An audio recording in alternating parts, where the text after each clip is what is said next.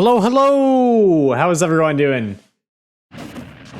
Hope we're all doing well and amazing and fantastic and all the above today. Coven is late, even though he's like the first person in chat. As always. Chase, how's it going? Welcome to the stream. Alright, so to give you guys a bit of a summary, or first of all, like, I'm not sure if I should just hop right into it. Because how many of you guys noticed that Twitter thing going on today where it's like, now you have a limit to how many tweets you can see? Which means that I don't know if everyone's able to see that I'm live right now because there are some people that don't get Twitch notifications, but I'm not sure what to do. Frog Professor is back. Venia? Nah. But alright, so today I'm going to tell you guys what's going on. Let me pull this up first of all on Twitter because apparently we can't see each other's tweets anymore. Also, let me stay on this BRB screen for a little bit longer because on Twitter you never know what you're going to see.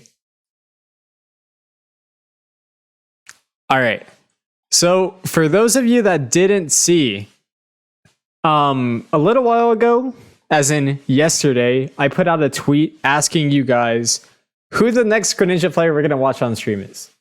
So I go over here to the desktop border. There's me again. So over here, these are the results. We had a bunch of people were recommending for me to watch YOC. I still have no idea how to pronounce his name. I know he's Moroccan, so I don't know if I should say Hashio or like Rarbaker or... I swear, the day we analyze him, it's going to be so awkward. We're going to call him Mr. R. That's what we're going to do. And then I also got recommended to analyze Some, and then Capsize, I think, left a little bit of a comment on my tweet asking about like Greninja play recommendations. He was like, when are you going to analyze Capsize? So I put him on that list. And he won the vote by a decent bit. It was so back and forth. We had YOC in the lead at first, and then Hashio came up, and then Some was in the lead, and then Capsize just clutched it. I don't know how, but he did it. And also, no one asked for Ice Knight, so we're going to put him off for a little bit. But yeah, so today we're going to pull up a few VODs. I asked you guys, it is personal, that guy.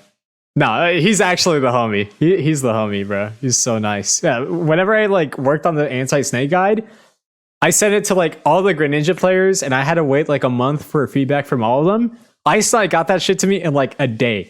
So, bro is super cool. But yeah, so I asked you guys this, and then earlier today I put out a tweet asking for VOD recommendations. So anything of Capsize that you guys wanted to see. Only person that responded was Capsize, but here's what he sent me up here. So I have VODs of him versus H4DS, a Pikachu, Chase, the Palutena, and Active, the Falco. So doing a poll, or just like shout in the chat, which one would you guys want me to start out with? We're going to take the same approach that we did with Leia, where I have all of my examples over here, and I'm going to be going back and forth with my comments and then clips. So that way, if I ever need footage, I can toss it in this massive document that I have here. And also, I'm going to be honest with you guys, I've never watched Capsize play before, but I don't like going into things blind. So what I did was I sat down and I analyzed his set against MKLeo because that's not one of the ones he recommended to me. And I see a lot of really, really good and interesting stuff. So I'm excited to get into this. But shout in chat, would you guys want me to start with the Pikachu, the Palu, or the Falco? Which one would you guys prefer?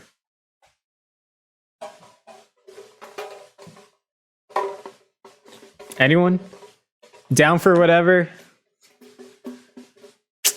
I'm not sure.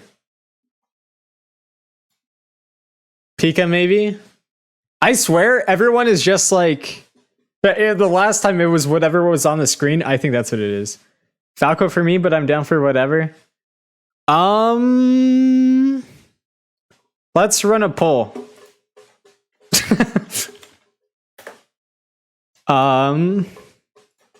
Which VOD do we start with?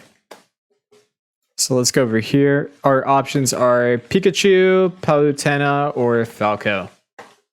Start the poll. I feel like these are three somewhat unfamiliar matchups to me, so I can't comment on them as much as I might be able to comment on Leia versus Wolf or Leia versus Snake. But against Pika, I have a lot of research that I put into the matchup, so I think I could comment on that one. Palutena, I don't have too much experience, but it's a pretty standard matchup. It's kind of like playing against Lucina, where your playstyle doesn't shift too much. You're just playing your character against them. You're not really looking out for any specific options necessarily. Falco, it's kind of defensive and forcing him to approach, making him chase you. But yeah, I'll provide feedback wherever I can.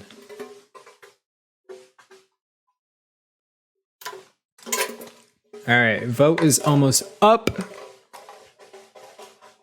Let's see. And the winner is no one. Okay. All right. I'm thinking we start with Palutena because, again, this is like one of those more basic matchups where you can really get an understanding for the character's playstyle, or for the player's playstyle. Since, again, you're not really like playing differently like you are versus Steve, or Pika is a little bit tricky for Gren, but we'll see. All right, so let's go into our notes here. Very bottom, we're going to do Capsize, because that's his name. Chase and Palutena. All right, let's get started here. Hopefully I don't lag out too much. I think my PC is fine. That's what it is. This camera on stream is laggy. The rest isn't. I was looking at this. I was like, is my computer lagging? What's going on? Nah. It's just Okay, beautiful start. Is this a button check? Or... Wait. Is this a button check or is this... Okay, this is bracket. Hold up. This dude's a dick. Literally. Okay, let's get into this. So the matchup is Steve and not Palutena, so let me change that in my notes because false advertising. All right. I saw that and I was like, he's button checking, right? No, he's just disrespectful. All right, let's go. Steve comes out. What's the first thing he does? No. Okay, first thing I'm seeing, don't use Water Shuriken against block. Water Shuriken does literally nothing against blocks on charge, so that's not something that you should be doing. So I'm going to make a note of that. Like, he had ample time to react here. If he was throwing out Water Shuriken and then Steve placed a block, I'd understand, but if you can react, don't. So I'm going to put that into awareness. Water Shuriken doing nothing against block. It's like he doesn't lose anything from it, but you can be playing more effectively. Because the way that you play against Steve is that you want to pressure in a way that limits the amount of resources he gets. And his resource table is very, very dependent on let me mine for as long as possible, so that way I keep rolling until I eventually get diamond. And if you limit the time that he's able to mine, like that Water Shuriken costed him 1 block. So limiting that is really good. Also here, this is something that I don't like. Forward air versus blocks. So I actually did a good bit of research on the Steve matchup yesterday because Tigray hit me up asking for help after he played against D-Dog.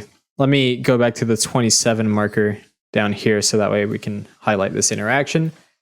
I'll talk about this. Whenever I say awareness, it's more so like being aware of matchup specific details. So forward air versus dirt block. So the reason I don't like using forward air against dirt block is because in order to use it, you have to go through your entire short hop as Greninja. So you have to go through this whole animation and time your forward air just right to hit the block with perfect spacing. And if you miss, you don't hit the block.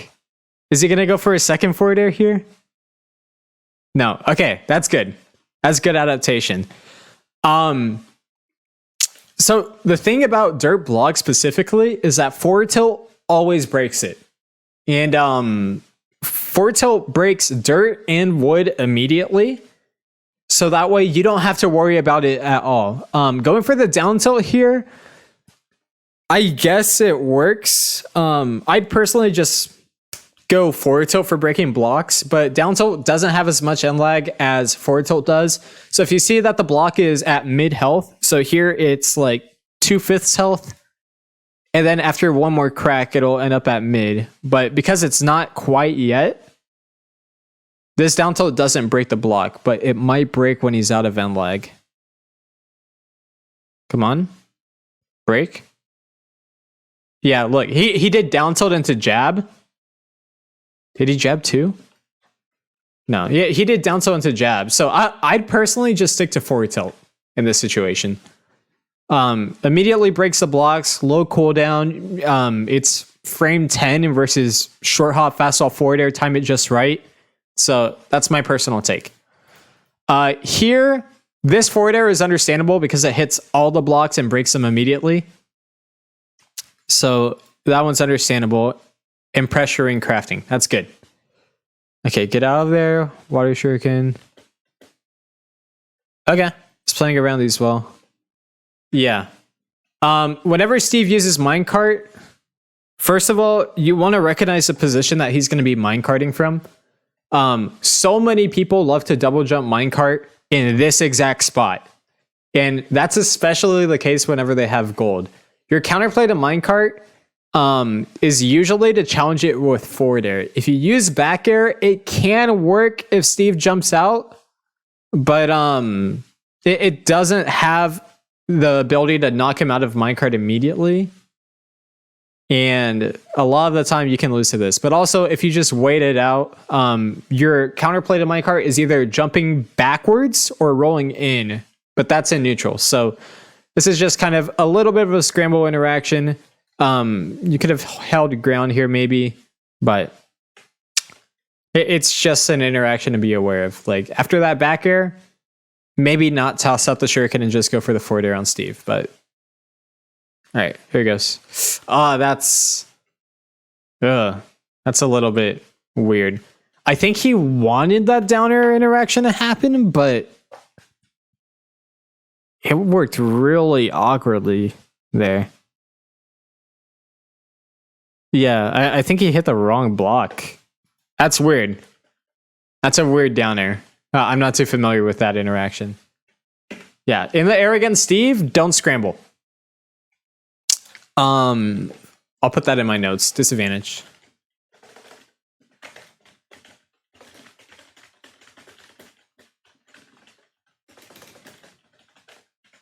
I wouldn't scramble in the air against Steve because a lot of his combos are vertical, and if he hits you with one up tilt or up air or up smash, he's going to be getting a lot more mileage than you are off of a stray back air. So like here, you know, he goes for the back air and he drifts in offensively.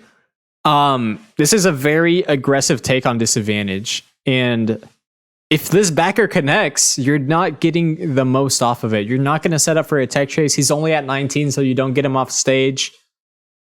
His backer is almost always going to be beating you out here. And since it hits a lot harder, see 45 to 60, that's usually in his interaction. And with Steve's movement stats, he really can't chase your landings too well.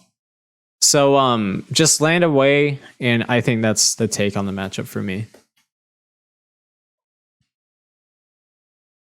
Yeah. Yeah,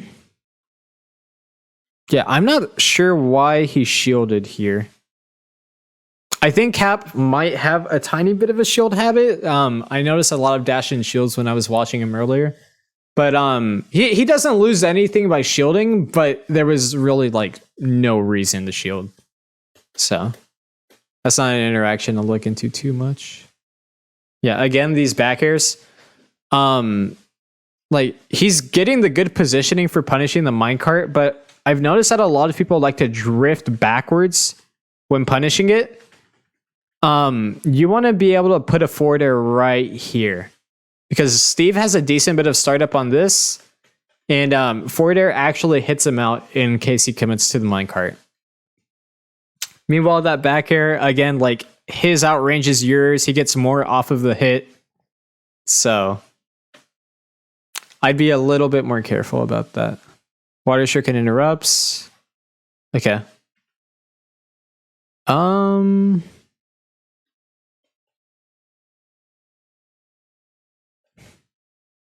Okay, he was scared of the sword forward air.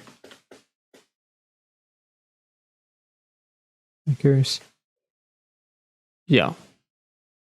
So I noticed it in something in Cap's game against MKLeo.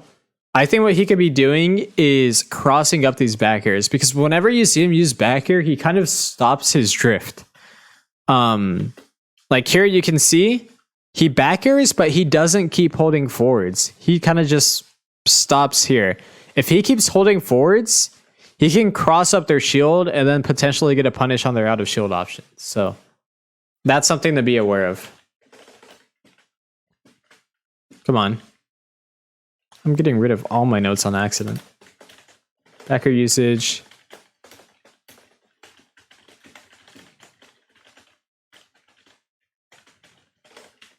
Yeah. All right. Water Shuriken. Yeah, Nair out of shield, that's not a thing as Greninja. If Steve up tilts your shield, wait for the second up tilt and then roll away. But with this Nair, it's really not a good idea to scramble against Steve.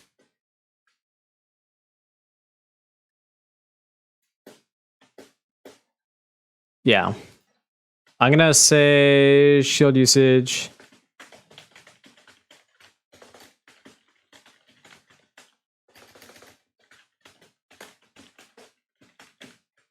Right. Okay.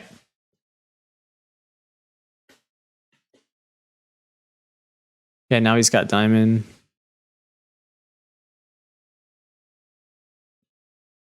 Okay. Interesting.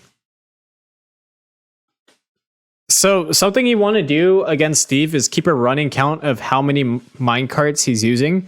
Not only for the purpose of seeing how much iron he has left, but whenever he mines gold and you see the gold flashing over here, what that means is he has 4 minecarts. So I believe he used one earlier. So now he's at 3, and after this, he's at 2. So just keep the running count.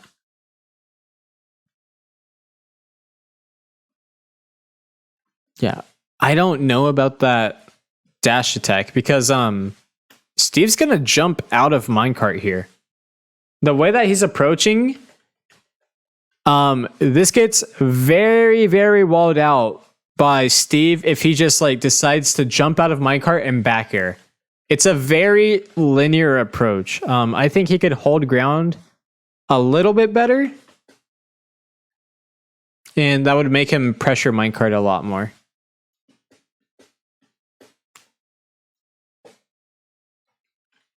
Movement, awareness, very linear approach against minecart. Could have been back-aired. I'm going to give that an okay because he didn't get punished, but I think he could play that interaction a little bit better. Ooh, yeah, there you go. Good shield.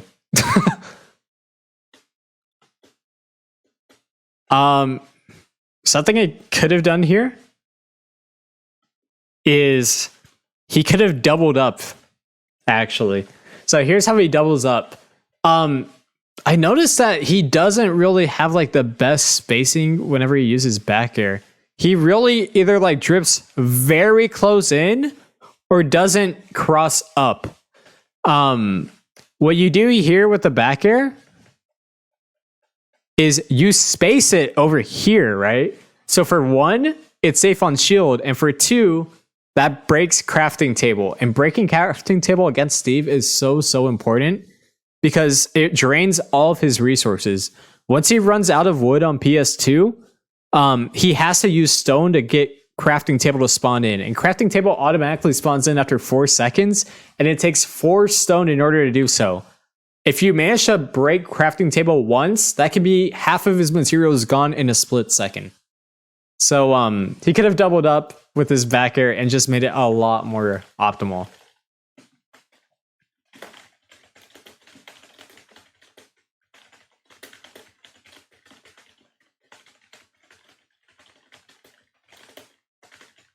All right.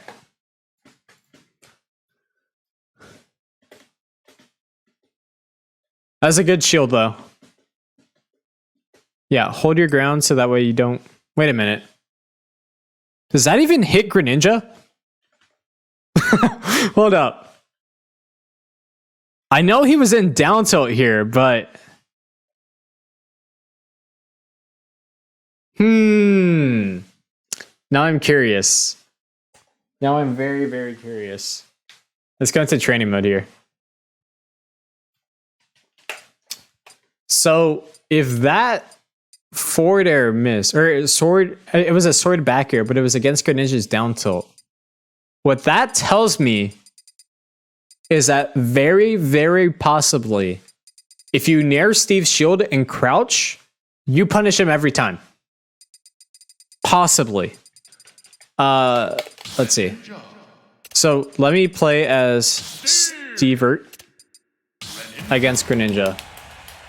So that way I can do the forward airs. Because the training mode mod pack with Steve like doesn't work sometimes. Like Steve will actually just crash the game. Alright, here we go. Turn around Gren. Okay, first of all. Okay, that hits. That hits. That hits. Let's go into crouch. Where's the crouch button? Here it is. Does this hit? Okay, the backer hits. Ooh. He has to be spaced to hit this. If you're on top of him... Well, let me see.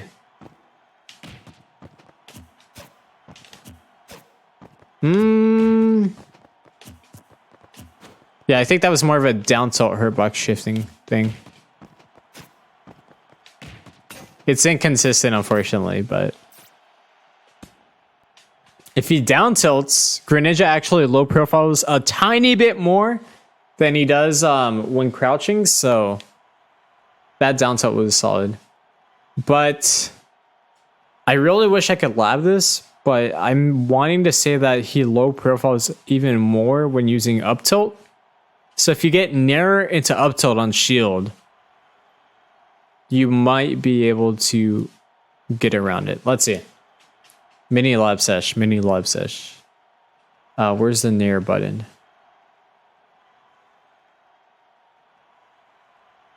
Here it is. Nair. Following arrows, let's make it true and let's make it fast. Or full hop. Where's the full hop? Here it is. Alright. Aerial delay. I don't know, like 8 frames maybe? I want it to come out at the very end. 12 frames. Hold up. Let's make it a little bit sooner, maybe 2 more frames on top of that.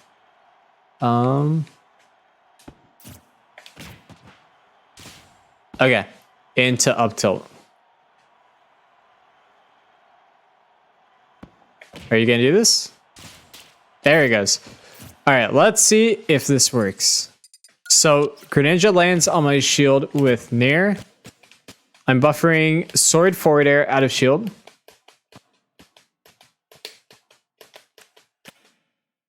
No. Backer?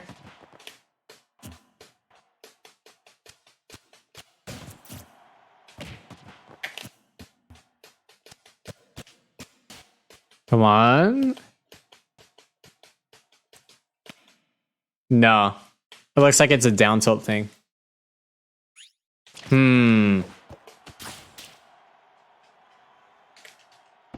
Okay. It's a good interaction and no.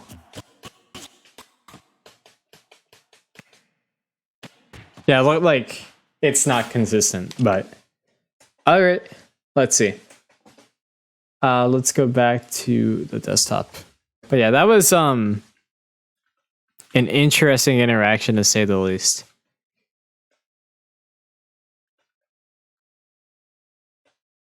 Because that's buffered, right? I can't tell what's jump squat for Steve, but I saw shield disappear and he was in the air in 3 frames, so. All right, what do we got? A little bit late on that dash attack.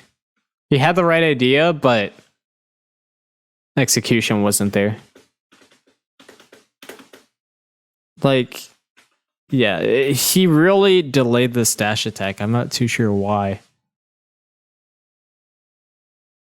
Yeah, he waited to get to the very end before doing it. I just tossed it out because whenever you dash attack over here, the hitbox is off stage, and that's not going to be covering neutral get up. Versus if you dash attack earlier, the hitbox is going to linger and sweep to cover neutral get up for longer. Ledge trapping dash attack usage times the attack poorly against neutral get up. Let's see if he turns around and grabs him or something. No, just shields. And now you're in the corner. Good block break. Okay.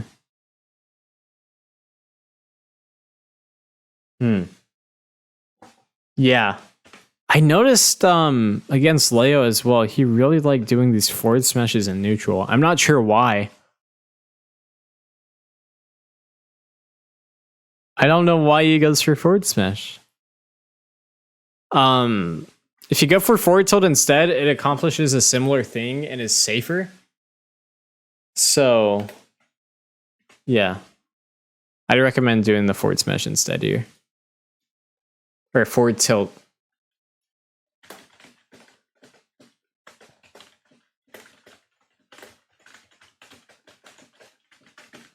All right.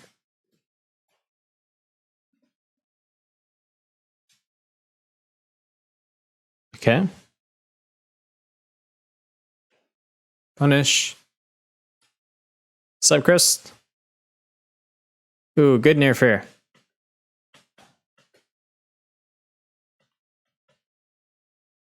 What did he catch? I was looking at crafting table. Okay. That works. No! Look at this. Look at this. Look at this. This is really, really not good. Every time you take a stock against Steve, break the crafting table. Let me talk about why. Yeah. Always break the crafting table. I said that whenever you break it, Steve has to... Yeah, that doc is so fancy. Whenever you break crafting table, it automatically spawns in after 4 seconds, and it takes resources for Steve to spawn it. This is a free opportunity to break crafting table because the resources that it takes for Steve to spawn it is 1 iron, 2 wood, or 4 stone. He only has 2 wood left, and if you break it once, now all of a sudden, you're draining all of his stone materials. Once he runs out of wood on PS2, he really, really has to be conservative of his materials if you're breaking the table right. But instead, he's able to run up and craft gold. So, I don't agree.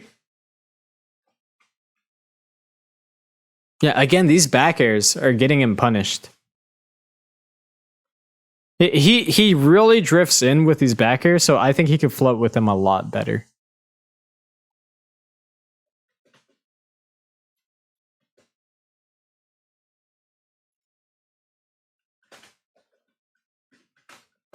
Poor spacing against shield. And bad. Yeah, he's heavy damage. Yeah, again, against this minecart, you don't jump in. You either jump backwards and punish Steve's landing or roll in versus it and get stage.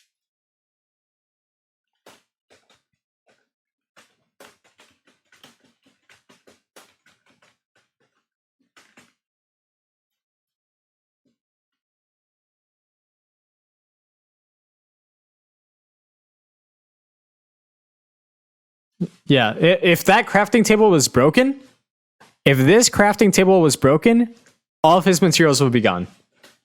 Guardian, how's it going? I'm all right. We're doing an analysis of Capsize because Capsize won the poll on Twitter.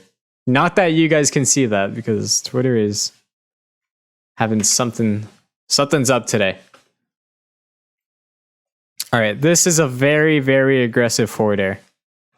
Like, it looked like it would line up, but Steve has the opportunity to auto cancel. I'm not sure if he auto canceled or if that was just end lag there.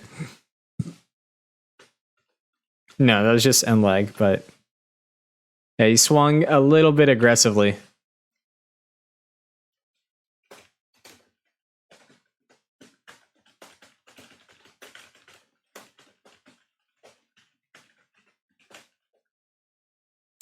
Have you analyzed Luminous like this yet? No, I have not. Let me see, actually. I remember referencing his game against Jigglypuff, but I'm not sure if I put him in my notes. No, I didn't. I haven't analyzed his game against HBox. I watched it and it was really good, but I haven't analyzed his grind.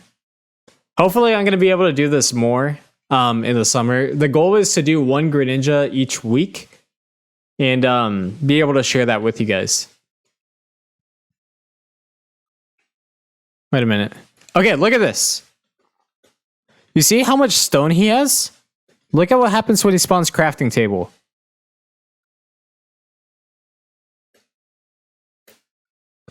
One more time. Okay, it's because he has a lot of stone on him already. But spawning crafting table drains a lot of the stone material that he has. And he's also like loaded on iron, so this pressure really isn't looking too good. Pump usage on Twitter? Yes. Luminous's pump game is really good.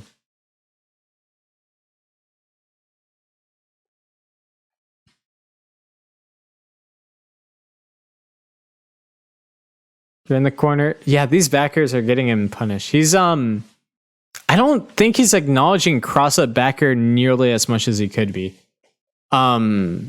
He's really just positioning it in front of them. And it's -8, and also it's really tricky to get the hitbox to connect just right before landing. Meaning that it's usually going to be around -10. So you're going to get punished by things like this. If he crosses up, it can be really ambiguous as for how to punish exactly. Recovery in. Yeah, mesh out. Okay. There you go. Good for it, Taupe. Good spacing. Nice tech chase. There you go. I wouldn't use pump here against minecart. I think it was threatening the low recovery with Elytra. But here, look, he maintains his spacing against minecart. And he's able to punish Steve's M like with forward air. Is he going to kill off of this? Good try on the pump. Whoa, he killed. Yeah, that was really good against the minecart. I like that a lot. And I also like the advantage state. Uses fair and maintains spacing against minecart for a punish.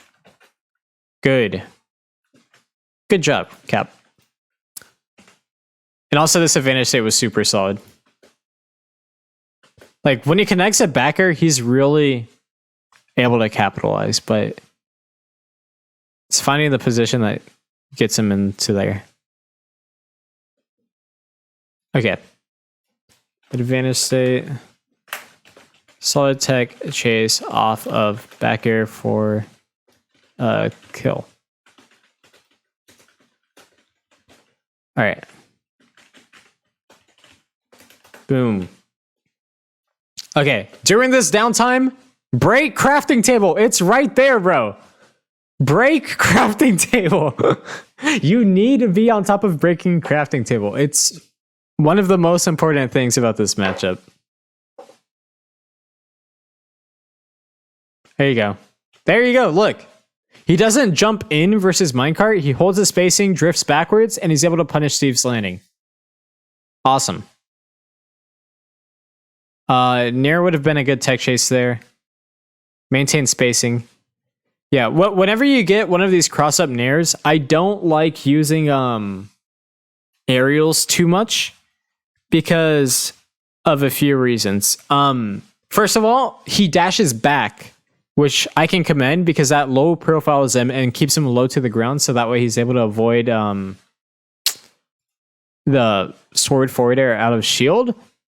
But immediately afterwards, he jumps into a back air and he's not able to punish. I would hold your ground here so that way you can catch the landing or even just like be able to react. So whatever you dash back, just be a little bit more patient so that way you can react to the option. You see sword forward air, expect the landing option and go in for one of these. The way he's drifting with his back air, if Steve jumped, there's a chance that it wouldn't have caught him because Greninja's airspeed is faster than Steve's. So it lingers going this way, whereas Steve kind of just stays in place. So just be ready to hold your ground. Shuriken. Yeah. Jumping in against minecart, that gets you punished. Just jump up, hold your ground. But look, he crossed up with the back air. So that's a start.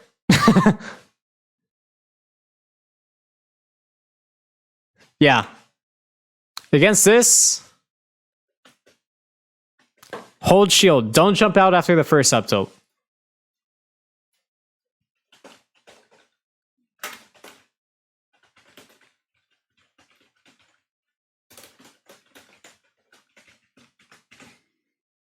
How much is he going to take off of this? Not too much. Or never mind, not down here. Yes, we are VOD reviewing. Hello, welcome. Look, roll in versus minecart. Here I wouldn't roll in. Or I guess you can because of the positioning of this. If he was standing here, I wouldn't roll in because you're swapping stage. But I guess the roll was good.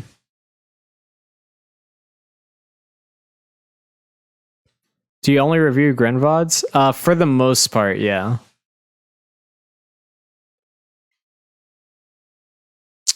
Okay.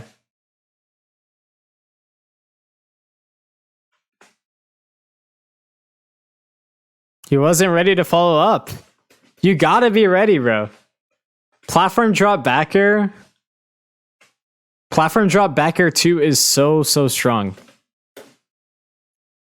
So here he could have reacted and gone for the turnaround down tilt, but instead he goes into a panic shield, so he wasn't ready to capitalize.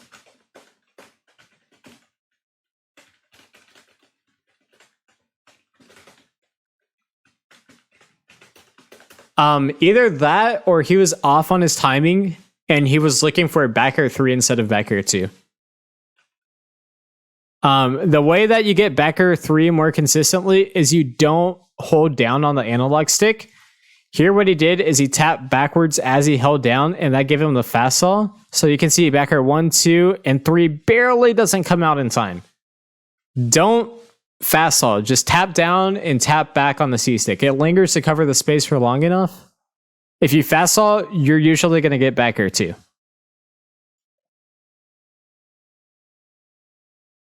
All right, that shield's fine.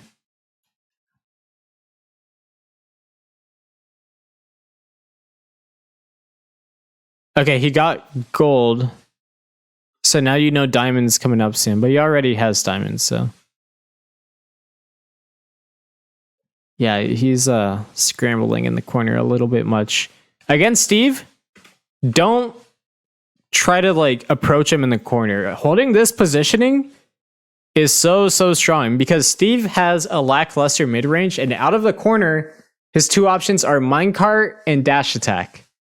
And if you react to minecart, you can forward air him. If you react to dash attack, it's just a dash back with punish because he has to really commit, and it's a limited reward.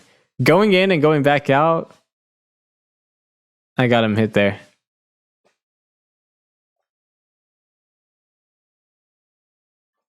Yeah, here. Gotta recognize those positions that Steve loves to minecart in. Right here, he loves it. It looked like he kind of had the call out, but he just didn't run in enough with that forward air. Yeah, he like drifted back with it and didn't hard commit. Which is understandable, but going a little bit deeper could have worked out. Through the block, okay. Interesting.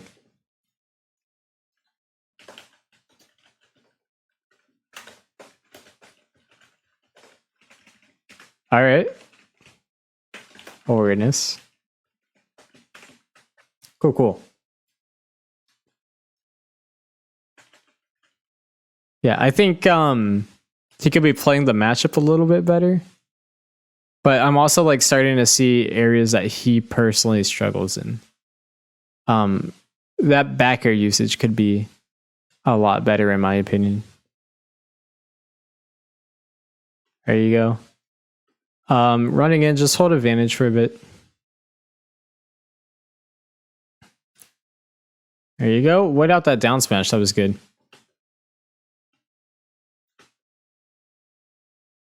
Yeah, he waited out that option.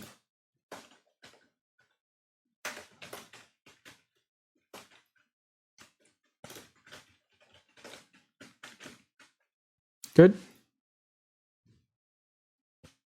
All right. Good nair. Good tech chase. Hold up. No. I would go for the down smash charge here. I don't know that Steve is a slow faller. How fast is his fall speed? Steve.png. Let's see. He's not like a terribly slow faller, so you could charge the down smash in the corner there and cover everything. But that was a really good advantage state. Or actually, why is his tech roll so big? Hold up. Yeah. If anything, I would go for forward smash charge here, so that way you can cover everything. But that was a super solid advantage state for the most part.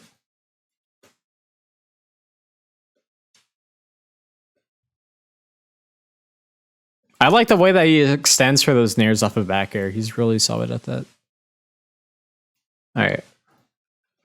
Back air usage, advantage state.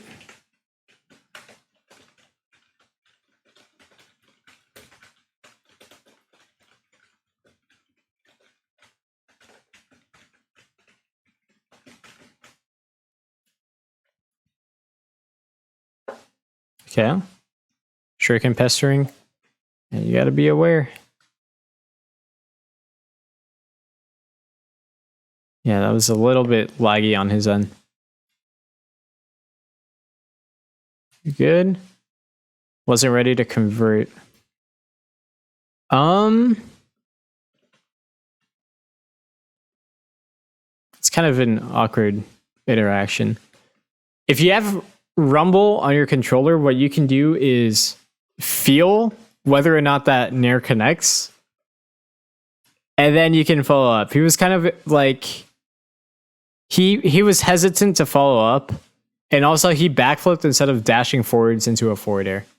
So I think he was hesitant off of that nair. Yeah. Let me see this dash attack timing again. Okay, there he timed the dash attack properly, but the execution was off.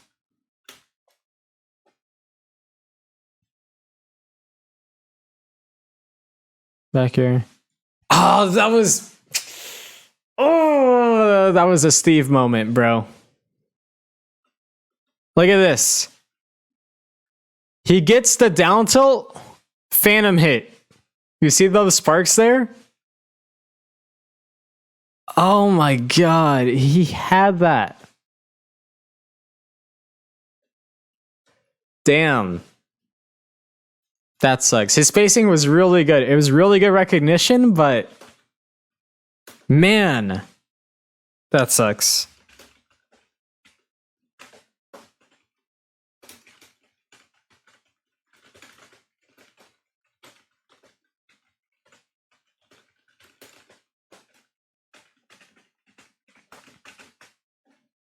All right, let's get back to it. Yeah, that's really unfortunate. All right, how do you get up? Nice. Whenever your opponent is using aerials at ledge, that's a nice opening for you to just foop underneath them. So Cap took that and ran. Except he ran into shield. I'd be a little bit more cautious about that.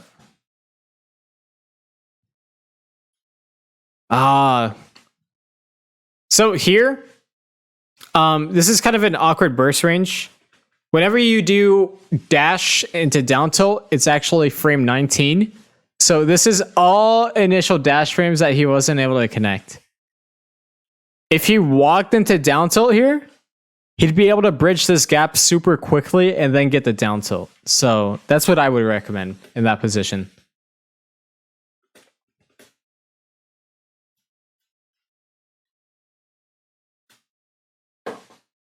Yeah. Movement. Neglects walking down tilt. Bad. But he was able to mix up on shield afterwards, so that's good. There you go. Crosses up with forward air, and then he's safe. But I'm not sure that he's recognizing when he does stuff like that. Because he's trying to roll out. There you go. Good job. Yeah, he held shield there. Didn't want to play the game. Was that back air? Yeah, you got to be careful about challenging Steve in the air. Especially when you're at a high percent, because his aerials win that interaction. Like, back air lingers and is good against opponents that don't have disjoints, or startup that you can call out. Steve's back air auto cancels from a short hop, meaning that, like, or is it from a short hop or from a full hop? I can't remember. But that means that he can afford to toss out this back air very, very consistently. And if you air to air him, he's going to end up winning because yours is a multi-hit and his isn't. If it was something like Cloud's back air where you could catch the startup, then you could use it fine. But because Steve just tosses it out, you don't want to air to air him.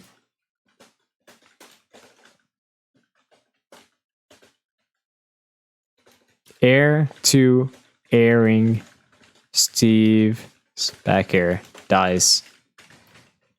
Bad. All right, I didn't answer your question when you asked which region I'm from. Gotcha, South Florida. Florida's like a powerhouse region, right? There's like 3 different PRs in Florida.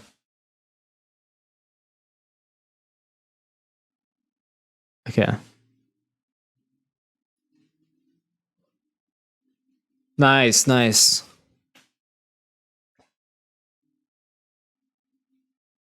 You found that out of disadvantage, but I don't agree with the counter.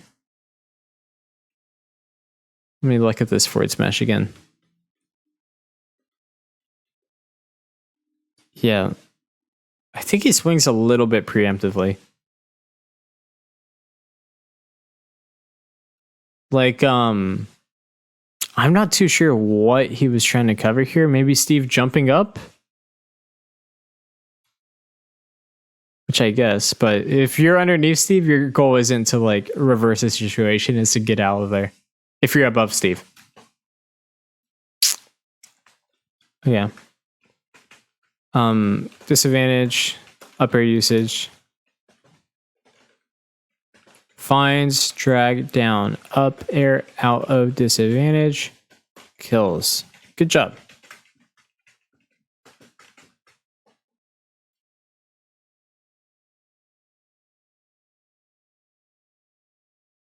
All right. Is this dude going to play Palutena, or is it just advertises with Palu?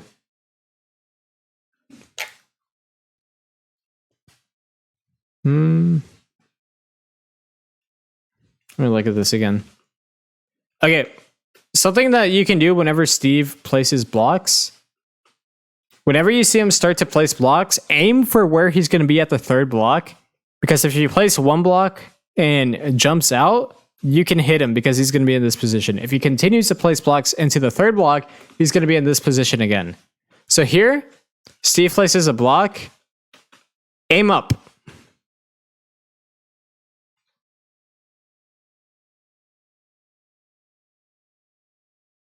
Two frame. Okay, that works. Stay under plat, avoid anvil. There you go.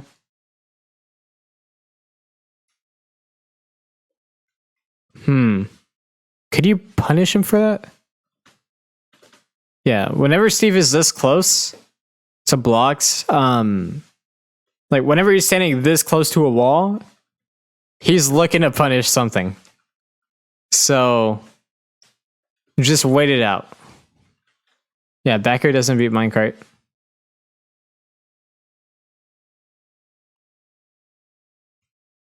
Oh, that was... Again, he tries reversaling with these forward airs whenever he sees the landing aerial from Steve, and it doesn't have enough end lag. We saw the same interaction earlier. Also, like, he had enough time on Hydro Pump to start to recover, but go out and then back in and you avoid it. There's also a fly in here. I'm going to have to, like, swat him on camera. Recovery. Here, hold up. Yeah. Disadvantage. Tries hitting Steve's landing lag with forward air and gets punished. And dies. And then recovery. Doesn't recover around anvil. I'm not sure that he would have been able to get out in time, but looking at the angle, he definitely could have angled it better around anvil.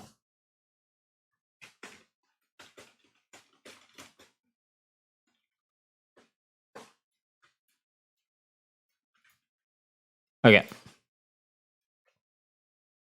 Let's see.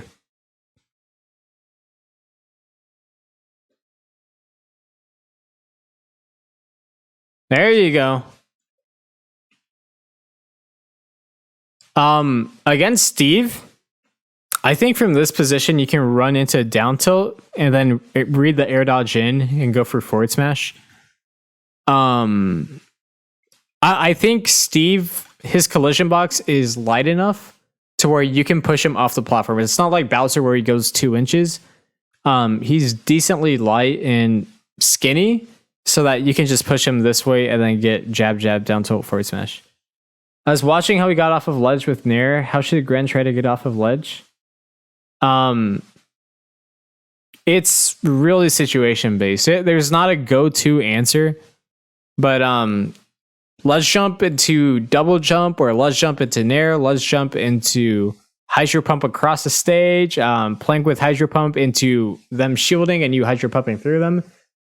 There's not a set answer. It's really situation based, but something that people don't do enough as Greninja is exploit how low his ledge hang is, which means that there are a lot of characters that straight up can't hit you at ledge. Like against Bayo, the only thing she's able to hit you with at ledge is down smash, and you can react to that.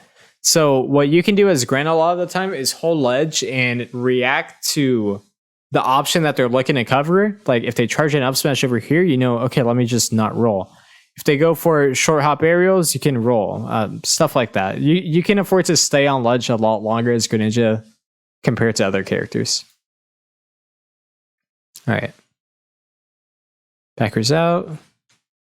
Ambitious up smash.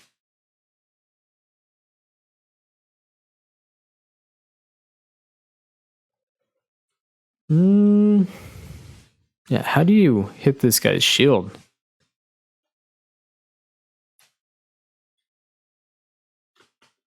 Is that safe? Nah. Hold up.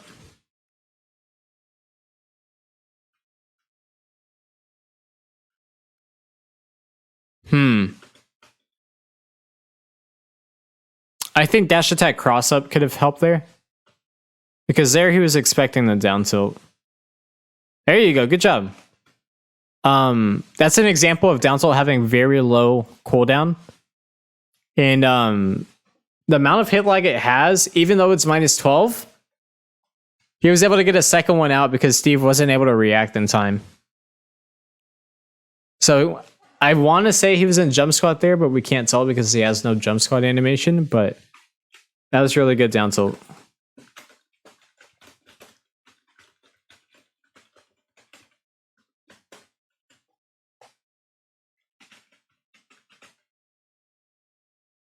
All right. Down tilt up smash. Break the crafting table. Break the crafting table, bro. Look, if you broke crafting table here, look at this. Steve comes back and uses the rest of his wood with these walls. Okay, this dude's being a little bit of an asshole. A little bit of an asshole. Yeah, appreciate it, Chris. See you around, bro.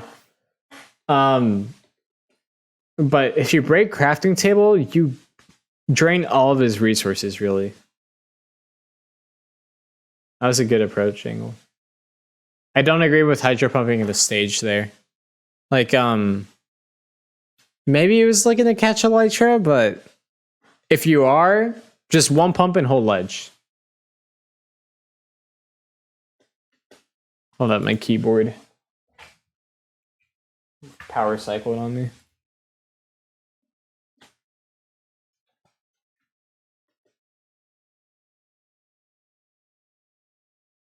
Yeah. There you go. Drift back against minecart and he's good. Like, cross up dash attack is solid here.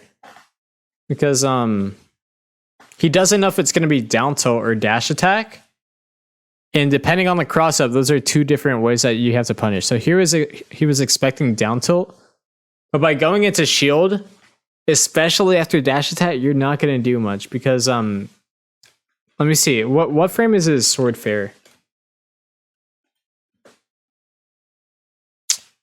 Frame 7. So you're using a minus 13 move and you're panicking by going into shield. If you don't shield, you can avoid the attack and then punish his landing. But because you shielded, now you're like really scrapping. Now you're in the corner and you have to get out versus Steve. There's minecart. Yeah. Okay.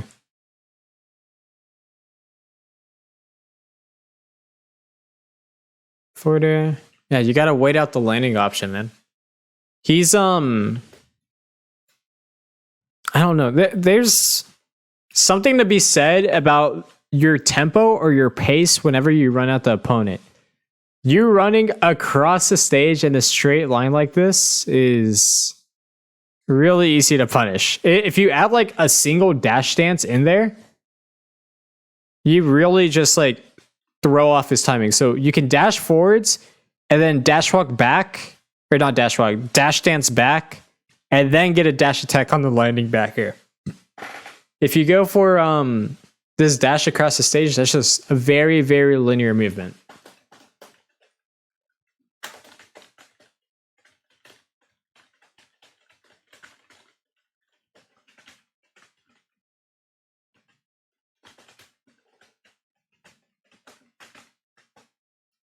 And also, you need to like have a mental timer of how long it's going to take Steve to hit the ground.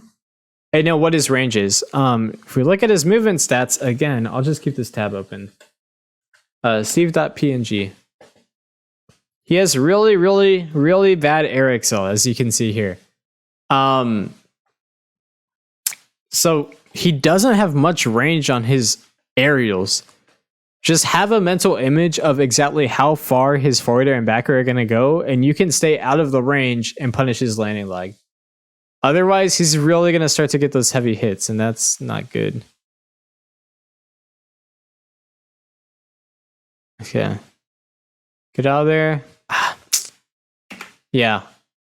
This is why you hold mid-range against Steve. If you scramble, he has really good frame data up close, and minecart isn't reactable. Greninja doesn't have the best scramble situations, so if he held here where the Pokeball, where the edge of the Pokeball is, I think he'd be fine. But because he's trying to scrap, no.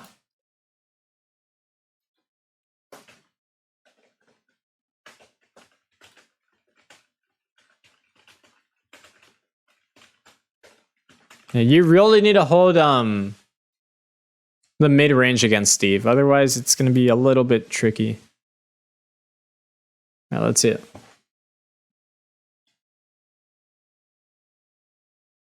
Nice. Wait out anvil? No. This is where you wait out the anvil and you say, okay, Steve has no air excel. Let me be back here and double jump with back air. Versus having to run in and shield. You could have capitalized a lot more.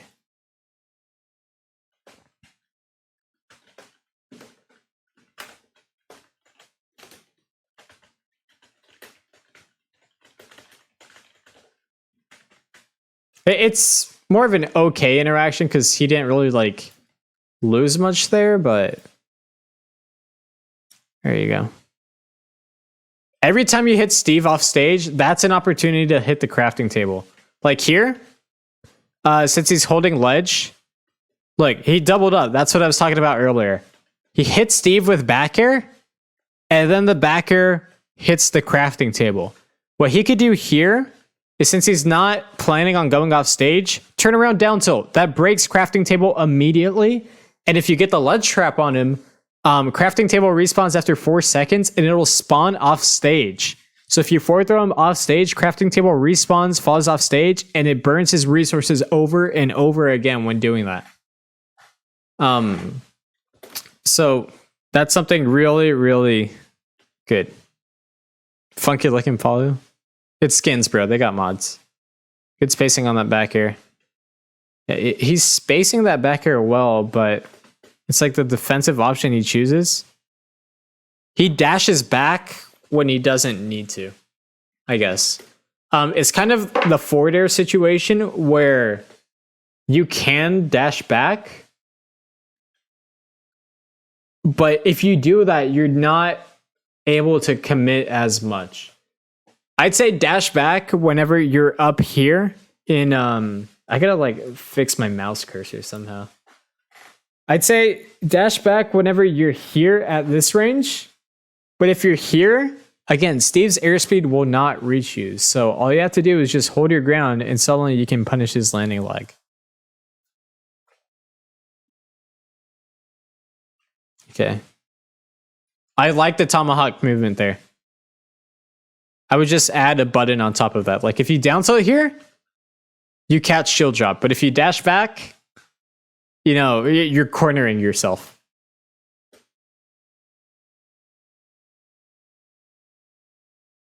Yeah, don't jump in here. Full hopping in this position is really not the best play. Like down here, you can react to Steve placing blocks, right? He's already placing a block, but you committed to the jump. Again, if you swing where he's going to be on the third, you can catch him super, super well. But he didn't swing. He could have fastball backered this entire way down. And that would have beaten the startup on his forward air. But he kind of floats, and now he's kind of wedged in between the two. And also, jumping in this position in general is a A little awkward. As soon as the block comes out, I would choose to either engage and aim for the third block that he's going to be on, or disengage. Because if Steve goes up in here, you can't do aerials in the platform nearly as well as you can without one. So this platform makes it so that your nair, forward air, and back air are really, really tricky to get. Forward air doesn't come out at all. And on Battlefield, nair is frame perfect. I'm not sure about Town, but I wouldn't do it. Steve can just wait down here and anti-air you the whole time. So choose either disengage or engage at the third block. Okay, shurikens. Yeah. There you go. Nice. That is why we go to town and city. That was really good.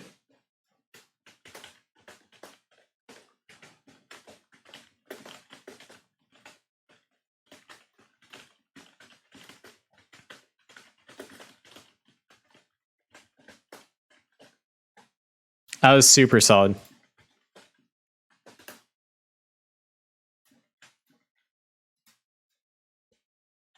All right. He wasn't in a position to break crafting table, but you might be able to do like a raw forward air or something to get damage on it here. Like here, you can down tilt crafting table. Just make sure that you hit it whenever you're in downtime. That is like the key to victory at times. So there, he got damage on crafting table. Again, this is like doubling up. So he gets dash attack and is wanting to go for dash attack up smash. I think he's doing this unintentionally, but he's hitting crafting table while threatening this zone. So if it hits Steve, that's awesome. And if it hits Steve and crafting table, even better. So double up. That dash attack hit crafting table and it crossed up. You're doubling up. Look at that. Dash attack cross up. He's waiting for it to be in front of him or go for the down tilt punish. You hit that dash attack and then maybe Steve hits crafting table. But look, he respawns it. How much did that drain? Yeah, he's got a lot of wood at the moment, but yeah, that was a little awkward here. I wouldn't go for this back air because of the way that the block is placed. Going for nair instead is solid because what nair does is, on top of being safe on shield, the hitbox is out in a way that it'll hit the block and then you'll land on top of the block and have no landing leg. With this back air, it really tripped up Capsize as to like where exactly he's going to land. But yeah. I haven't really used back air against blocks much, but it seems to be super solid against dirt because it's like an entire clear. But going for the double, I don't know. Against blocks, the only block that you need to break is the bottom one. If you break the bottom one, you go under everything else. So going into short hop aerials, I don't like using aerials, especially against dirt, just because of like it. Even though back air is faster than forward air, for example, it's the same amount of time relatively for how long it takes to break the block because you have to go through your entire short hop to do so. So I would just go for the forward tilt here. And again, he's trying to like approach in the corner. If you break that block, even just moving in slightly can force Steve to attack. So this is where you bait him into committing to an option because, again, in the corner, he only has minecart and dash attack. And you can punish both of those. So I just be ready. Did he try jumping out there? Yeah, I think he tried jumping out. If Steve spawns the anvil physically inside of you, you can't jump out in time. But if it's above him, you can get out. But I wanted to say thanks for all the work. Oh yeah, for sure, bro. I love making the videos, so I'm not planning on stopping. Yeah, hearing from you guys is like the best. So thanks for letting me know, man. All right. There you go. Come on, bro. Like, I think he really likes using forward smash, and I'm not entirely sure why. At 21 against Steve, like, this is such a drop punish. Maybe he wanted to shift his hurt box back against something like sword forward air, which I can see. But at this range, sword forward air shouldn't be hitting you because you cross him up with nair, and you have that forwards momentum so that you slide when you hit the ground. Like, look at this. You see how he's positioned? That was super good spacing on the nair. And he continues moving forward, and he touches the ground, and he's still sliding. You see the slide? So you don't have to worry about the Herpox shift. I just like waited out and catch his punish, or punish his option. So instead, he's being very preemptive with the way that he plays these interactions, I feel.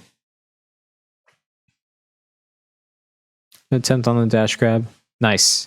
There you go. That was really fancy movement, actually. I like that a lot. He doubled up. Again, look. Fancy movement because crafting table is there. You double up by getting damage on it and bouncing off of it to reset.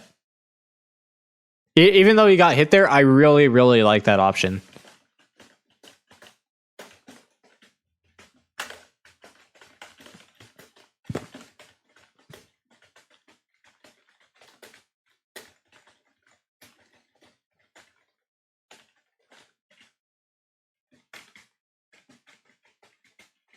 I'm going to start doing that. That's super, super good. And against crafting table specifically, I'm sure you guys know, but down air doesn't really... it doesn't have as much hit stun or hit lag as it does against an opponent. So this down air is super, super fast. The way that Greninja pops up. But I think he could have just drifted out of there and Steve wouldn't have chased him. Or wouldn't have been able to. Again, like, here, he's positioning himself right, but it's these dash backs that are catching him off guard. So look, the hitbox is already out, but you dashing back means that now you're spending 14 frames in this dash animation, and you can't re-engage for a punish. If you hold your ground and do something like up tilt or if you hold your ground and up tilt him here, or wait it out and then back air, you can do a lot more.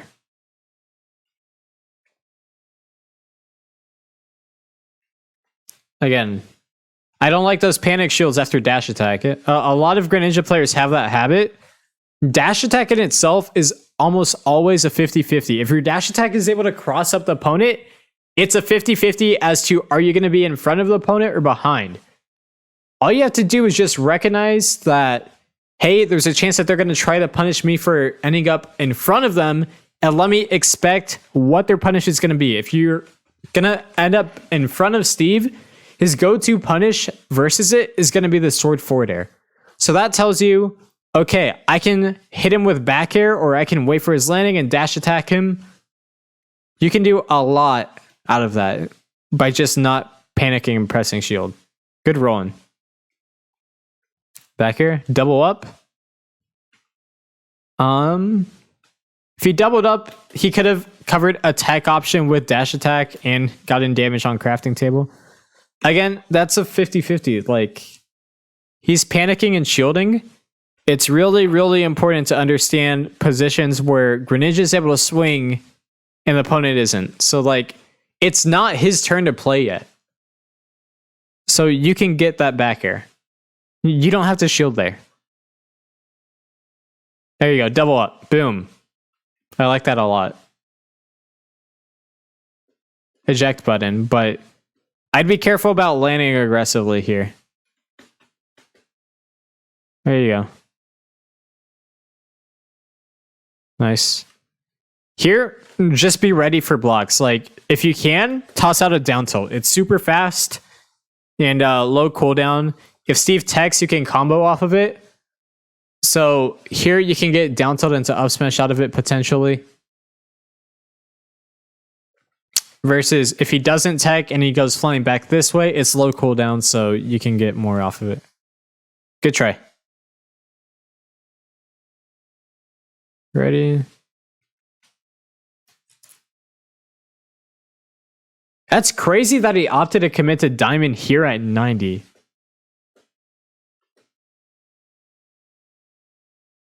I mean, maybe it's like managing the fact that he's down a stock, but I mean, I guess I can see it. Yeah, he was already on Diamond on the cycle. That's on me for not noticing that. Yeah, these back airs, he's he really likes his back air, but the drift on them makes it so that while he is decently spaced whenever he connects them, he's drifting in and putting himself closer and closer to the opponent. And on top of that, I mentioned this, but look at how Greninja slides into the opponent after the back air. That's why it's so important to have your drift down whenever you go for it. It ranks from dirt to wood to stone to iron. Iron is the hardest one to break through. But forward air deletes everything. Meanwhile, forward tilt deletes wood and dirt immediately. And forward tilt into down tilt deletes stone in the same amount of time pretty much that it takes to like full hop forward air or short hop forward air. Awesome. That was good. Look. He held positioning in the corner, right? In the corner, Steve's going to do minecart or dash attack. What does he do? Minecart, punish. Great job.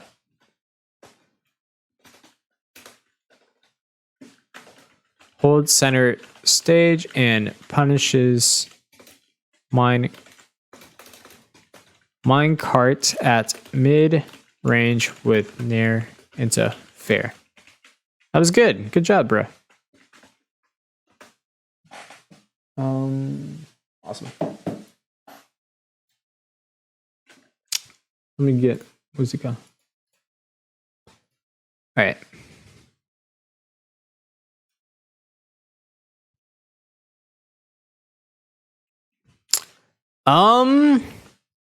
So against Elytra, I think you can react to it, honestly. Now, let me see. I think he could benefit from the Hydro push a bit more here. What you do, I talked about this in the guide, or in the optimization video, instead of going for this pump and ending up at center stage, you can go for the straight up and back down pump. So what you do is you run off, shoot a column going up and back down, and you snap to ledge, so that way if Steve recovers and doesn't get hit by the pump, you can drop down with the backer to catch him. But instead, going to center ledge, now you're having to resort to ledge trapping. It worked out, but you know, we can optimize this interaction a tiny bit. But yeah, that was a good down tilt because for the most part, it was low commitment ledge trapping. I disagree with the forward air, but the down tilt afterwards made it so that he's very low commitment and he was able to punish the minecart.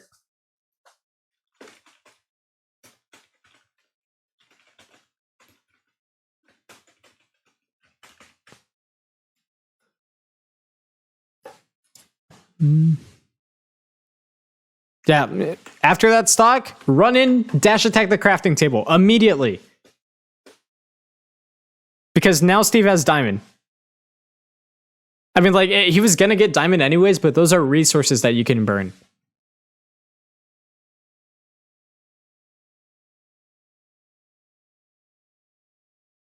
There you go. Let me see how we avoided this punish. I think I saw spot dodge. Yeah, like, look. You're spaced properly. You don't have to roll out here. Roll is frame 3 invincibility. So that's 1, 2, 3. Or it's actually frame 4. but you were completely safe. I think Cap needs to recognize like positions where he's lining up his backers safely. Okay. I was gonna say if you down our crafting table and disadvantaged, I would break it and get you out. Here, you get the back air, run in, dash attack the crafting table. That works. Oh my god. That was almost insane. Man, I'm sorry, bro. Damn. Okay. I take back what I said about the crafting table, actually. Like, he has so much wood on this stage, and yeah, holding advantage like he did here was super solid. Again, he like held the space against minecart, and he was able to get this back here. But again, this back here was a little bit close, but he had proper spacing, so he was able to get it. That was such a good sequence, but damn, I'm sorry, bro. That was almost like highlight reel insane.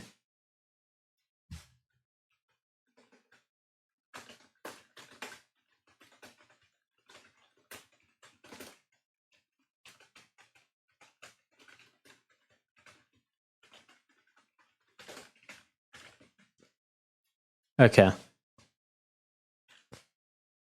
Like, that was such a good backer against minecart into the water shuriken, resetting Steve's airspeed, so you force an immediate up B, and then you go for this hydro pump.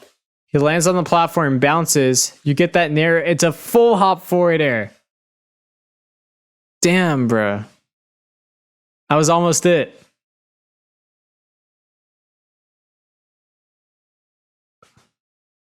He's looking to forward smash. No. Here, I play a little bit more passively. Like, again, I said this. The thing about back air for breaking walls is that while blocks don't still your moves, the stillness of your moves counts for how much damage you do to walls. When you look at how much Cap uses back air in neutral, this back air is going to do very, very little damage against the walls. If he holds his ground and goes for forward tilt instead, one, it's faster. Two, you don't use it as much in neutral, so it does more damage to walls. And three, it already does more damage in walls in general than backer does, because backer is 8% on the final hit, I believe. And yeah, and forward tilt is about 10. But hold your ground, bro. Down throw backer. Yeah, they're like... Steve's love to minecart up here. You just got to be on top of the trigger. And at this range against golden minecart, this is a free counter. Whenever Steve has gold, it's different compared to whenever he has normal minecart in that the hitbox is active covering. Let me get out my arrow. The hitbox is active covering about this much space. Whenever he doesn't have gold, it covers this much space and then it turns into a command grab. So if you have the read on minecart, you can get counter out from over here. You can even react to it if you're positioned properly, get counter out because it's a frame 20 option, and then kill him off of it. So something to be aware of. Meanwhile, back air against it, like, not it. But he kind of just held his ground and floated. If he was ready with a counter, that would be a kill. No, I mean gold. He doesn't need redstone to minecart.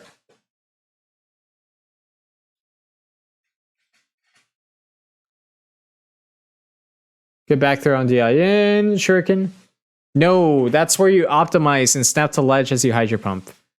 I'm not sure that he knows about this yet, but hydro pump angling this way and then back to ledge. That would cover more angles. You don't have to ledge trap afterwards. You can drop down back here. Good read. Unfortunate execution. Unfortunate execution again. Forward tilt. Good try. Up throw. Nice. That was clean. Yeah, I like that forward tilt there because that covers neutral get up super well. You could have positioned it a tiny bit better to also cover roll. But it's all right. It worked out for him. Okay. Is this best of 5 or best of 3? There's a fly that's been in here, like, bothering me, bro. I was just gonna, like, start clapping and hope I hit him. But yeah. Alright, here we go. Now we get the Palutena. This is what we've all been waiting for. So, against Steve, there were a bunch of optimizations to make in the matchup. Unfortunately, a lot of us, like, haven't put the time into learning what those optimizations are. But against Steve, like, he's such a deep character to the point that it takes a lot of time. But I can spread my knowledge where I have it. This fly, bro. Is he on my microphone? He's on my microphone. All right. Anyways. Now we can see how he plays Greninja in general. Floaty back air. Nice. Dash attack. Yeah. Again, he's like panic shielding after dash attack. And if you dash attack behind Palu, she's not hitting you with anything. She doesn't have sword forward air or sword back air. She has Nair out of shield, but I'm pretty sure Greninja low profiles that entirely. So, you're fine. Alright, Nair fairies.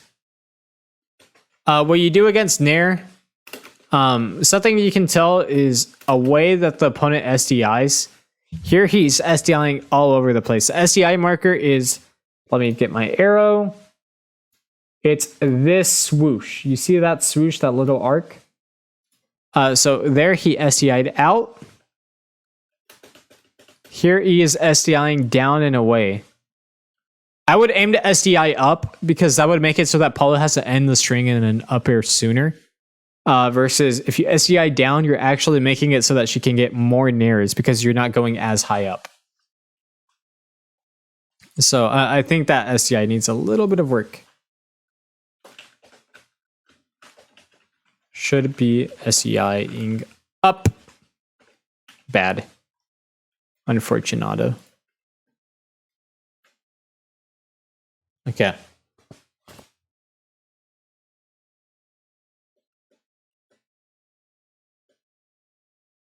right, near off of ledge. Good reversal. Let's see. Yeah.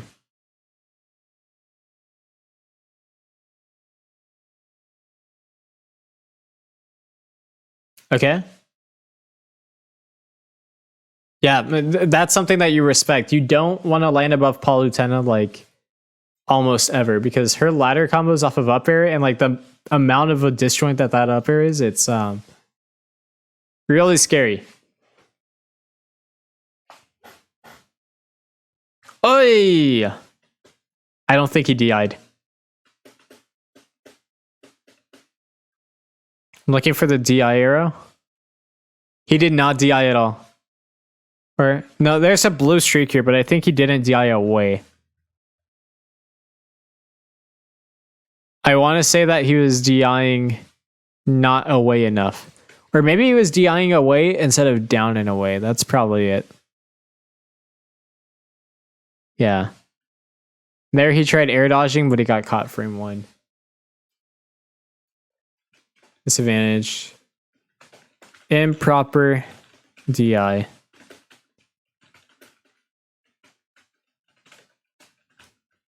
Yeah. Okay. Good try on the back air. No, that was a misinput. Yeah. If you're landing above Palutena, he really likes landing with these back airs. I'd recommend using Nair a bit more because Nair's disjoint is insane. It beats out Palutena's Nair, but because he's trying to go with his back air instead, the disjoint isn't really as active until the final hit. And plus it only covers to the back of Greninja. If you use Nair instead, it covers all around him with the circle hitbox. So I think he could be using Nair in these situations instead. Because I don't see too much lingering Nair from Cap.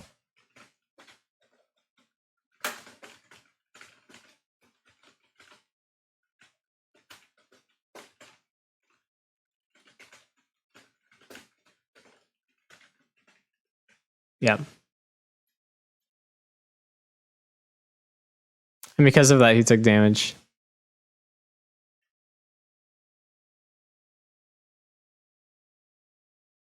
All right. Yeah, so he's landing backwards. He loves back air and neutral, but I love it too. It's a great move, but I think he's got to find these nairs a little bit more. Now was it grab? Yeah, he's landing very aggro. I think Chase is going to catch on to that. You see how he just stops drifting here? And he drifts in instead of drifting away and gets a back air? It kind of worked out for him because of the overcommitment from Palu, but he could have drifted away to this platform, for example. You want to be careful about landing above Palu because that up air, and if she gets a hard read with up smash, it's scary.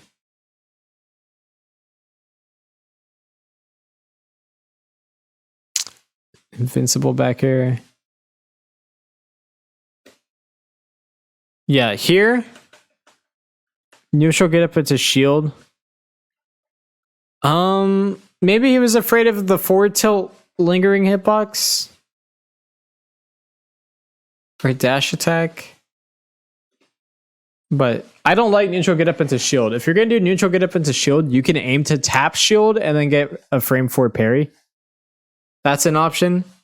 Otherwise, you can toss something out that's fast, like jab or down tilt, and then completely reversal the situation.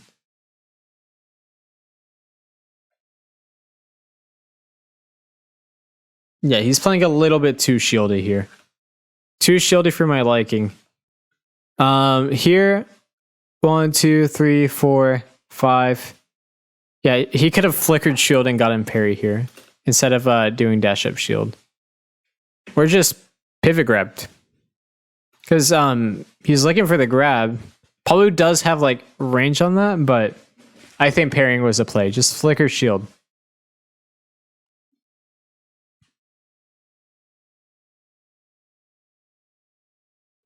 There you go. No, not quite.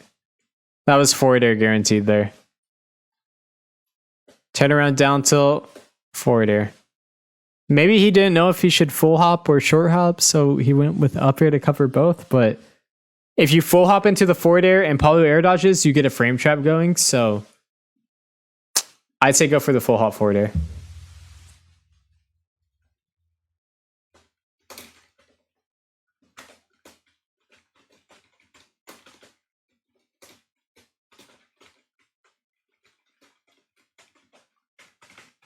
I disagree, sir.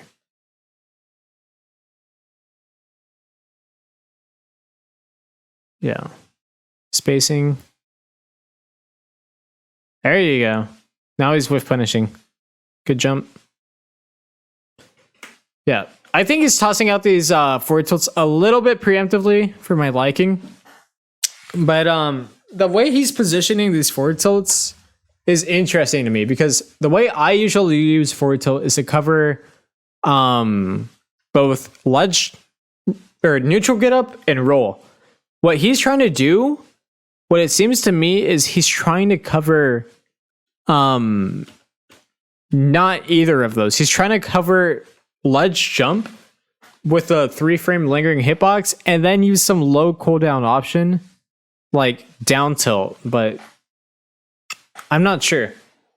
It does work, but in that situation, I think I would use backer instead because it's super strong and it lingers for longer. Whereas the forward tilt, you know, it can get the job done. And it's super good against characters like Bayo that like doing those ledge drop aerials, but I don't know. It's an interaction I play a little differently, personally. You gotta watch your spacing, man.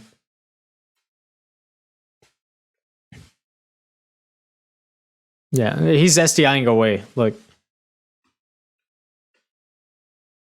Show me those SDIs. No SDI here, no SDI here, no one SDI down. And then to the right. Got an SDI up. So that way whenever the launching hitbox comes out, she can't short hop near you again.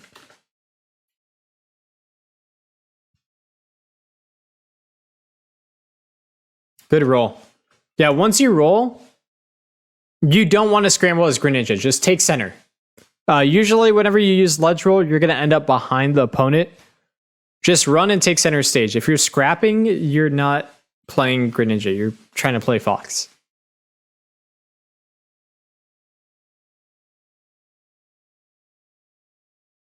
Good drag down back air. Off the platform, too. I like that. And he recognized the back air, too, so that's good.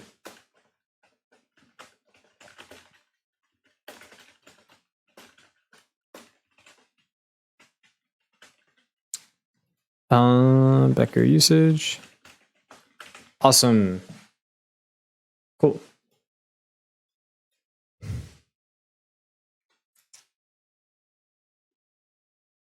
Is that true? Yes, that is guaranteed. Yeah, here, whenever you see Palu reflect and you toss out a water shuriken at her, run underneath it. That's a free approach. It's a free approach against so many reflectors as well. Against characters like Ness and Joker, a reflected full shuriken will never clip Greninja. So, something you can use. Yeah, he's jumping out of shield. Like, he's putting himself into shield in positions he doesn't need to. Palu is facing backwards. You low profile this entire thing, but by going into shield, you're actually making it make contact and make her, like, I guess, safer. It's weird because her Nair has minus shield data, but your options are limited because you don't have the out of shield to catch her for it. So, because you jump out of shield, she's able to get a second Nair there. Yeah, so Cap doesn't have to shield in situations where he's shielding a lot of the time. Back air timing mix up. There you go. Good try on the back air, but it clanks against Palu's a lot of the time. But since it's like multi-hit versus multi-hit, you don't lose much. Nice. Up airs. No. In this position, I'd go for Hydro Pump. Hydro Pump can push her back off stage, and the win box actually lingers against characters that use teleport recoveries. So if she waits like half a second and then uses uppy, it'll still have the win box effect, so it can really screw her. But yeah, that's the case here as well. You're not aiming to intersect her path whenever you use Hydro Pump. You're aiming to just tap her. Because if you tap her at this angle, this is a vertical pump that covers an entire space. Against a character like Steve, you're trying to intersect his path, but against teleport recoveries, you're trying to catch the startup. So aiming way down here isn't going to do that. Versus if you aimed up here, there's a good chance that you catch your startup and then you get a kill.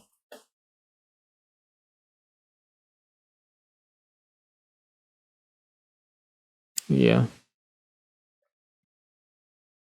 Let's trap. Dash attack forward air? No. Yeah. Again, what did I say? You can't land aggressively against Palutena. You get hit here, he's trying to jump in. Just hold away. Let me see what her run speed is.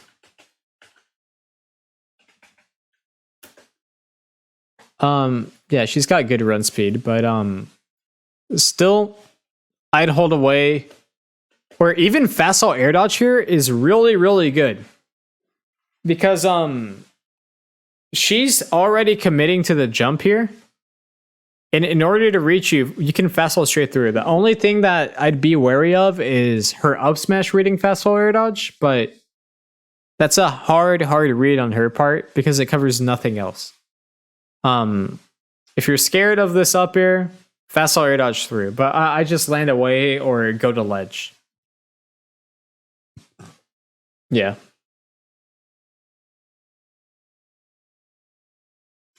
All right, game 5. Let's see it.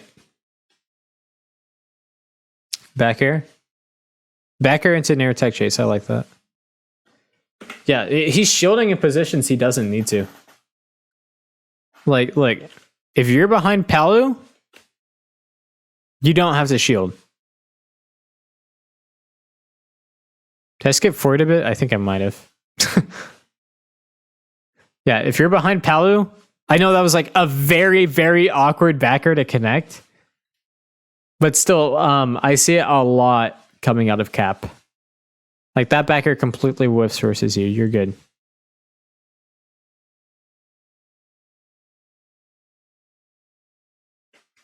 Yeah, let me see. Is he SDIing up?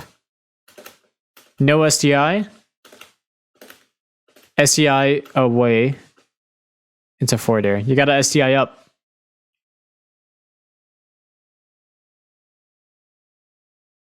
Yeah, I think I can get these backers out a little bit earlier. Give me 2 seconds. I got to take a phone call. I'll be right back.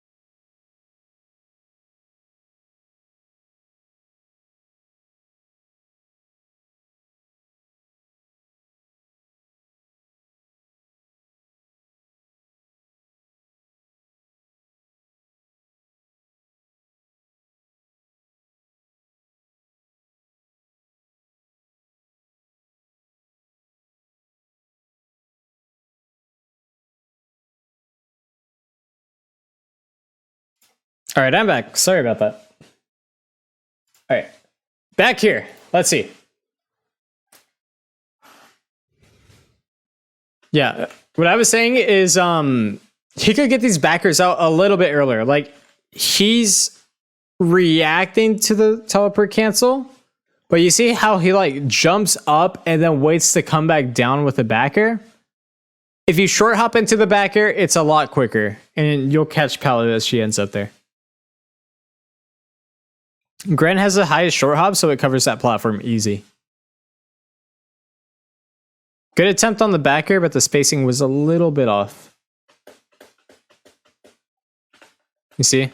He also fast fell with this backer, which means that it doesn't linger for as long.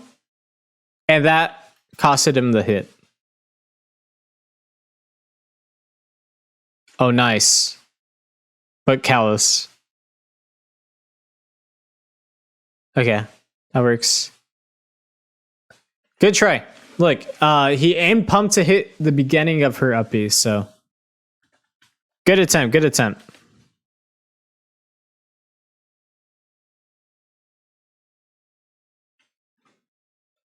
Yeah, I don't agree with this dash attack necessarily because you can react to the neutral get up and then dash attack. Hey, he's trying to be a little bit preemptive for it, and that's getting him hit off of ledge. Okay. Yeah. Good down tilt. Yeah, what I'm seeing is that he's using back air in neutral a lot. He loves this back air. But I think he could be using nair a little bit more effectively. Like whenever he jumps in, it's back air. Like there, that was nair. Good.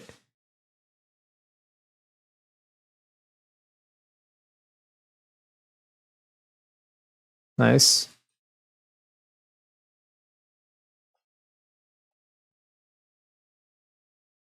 There you go, nair. That was parried, but you can mix it up next time. Yeah.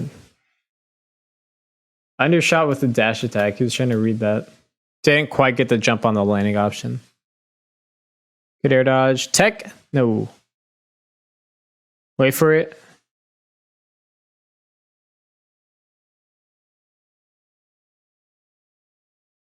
Yeah. Trying to shield grab. I wouldn't play very shield grab heavy as Gren. Frame 14 is really rough. Okay.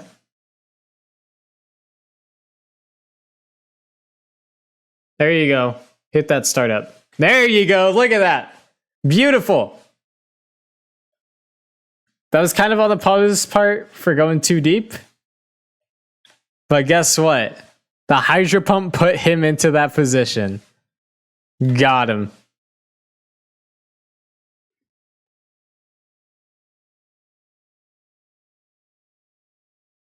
Backer? No! You gotta be aware of that. You need to recognize the ranges where it's safe to Hydro Pump and the ranges where it's not. Like here, I think doing the Hydro Push would be amazing because it covers the angle that he was trying to aim at. If you look at the arrow, you see how he's trying to cover it down there? If he were to run off and Hydro Pump into ledge, he would be safe from... What is this attack called? Like exploding sphere shit? He'd be safe from that, ESS, exploding sphere shit. And he'd be able to snap to ledge while threading the recovery. Explosive flame, that's it.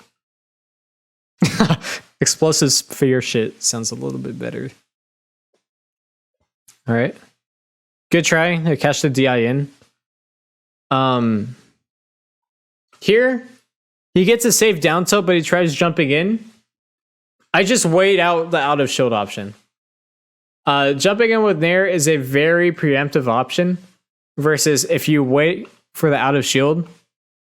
Like if Palu short hops, now you know, okay, let me pressure her landing with forward air or with dash attack versus if you jump in, you lose your low profile. That's a pivot grab. Yeah, I think he could be pivot grabbing a little bit more. Because Palu has like a good amount of range and disjoints whenever she uses her aerials. Like, for example, even though they're not necessarily amazing disjoints, like look at how she pulls her leg back on this forward air when she's drifting backwards. Let me get my arrow. You see how the forward air is here? And then whenever she drifts backwards, her hurtbox is back here. If you pivot grab it, you outrange that. Versus if you're trying to dash attack, it's a little bit tricky to get the timing down, especially with how little end leg it has. So pivot grabbing her landing aerials is super solid.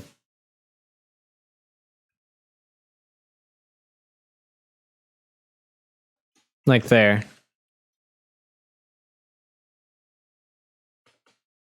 Yeah. Also, like, you don't have to shield. If you don't cross her up, if you're behind her, she's not hitting you with anything. He's panic shielding in situations where he doesn't have to. It's just a little bit more recognition and you'll be able to capitalize better. Frame traps? Huh. That was just really good timing by the Palu. Like, I expected this down tilt to low profile and hit that. What is a hitbox on that like?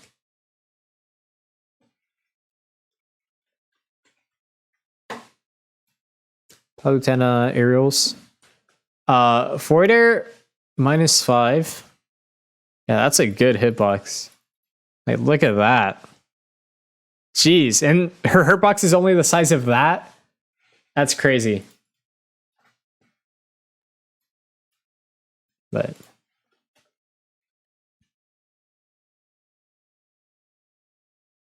yeah, pivot grab is super solid against it. Pivot grab there, like you can react to her short hops and dash back pivot grab.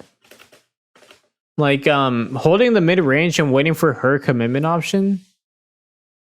Super solid. Like I'm noting Cap really likes to get in and scramble.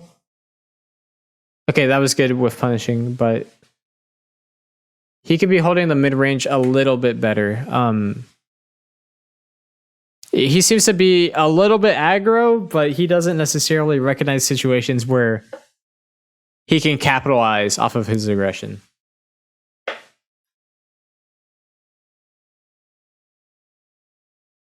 Invincible dash attack. Ah, that was really good by the Palu. Was that a fast air dodge? I can't tell because the scoreboard's in the way, but I think he fast fell, air dodged, and Palu waited it out and came down with an up air. That was really good by Palu.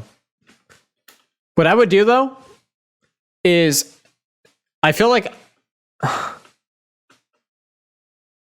a reason that he got hit here was because he drifted back as he did that and he lost air excel.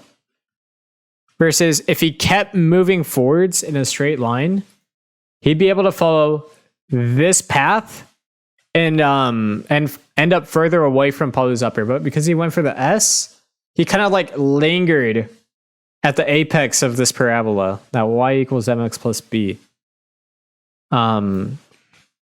So because of that, he doesn't cover as much horizontal space and he got hit. But honestly, that was just a really good play by the Palu. Plan on analyzing Ice Knight? I'll add him to the poll next time so we can see if we want to analyze him. But let's see. If you want to see him, I'll put out a poll on Twitter and you can vote.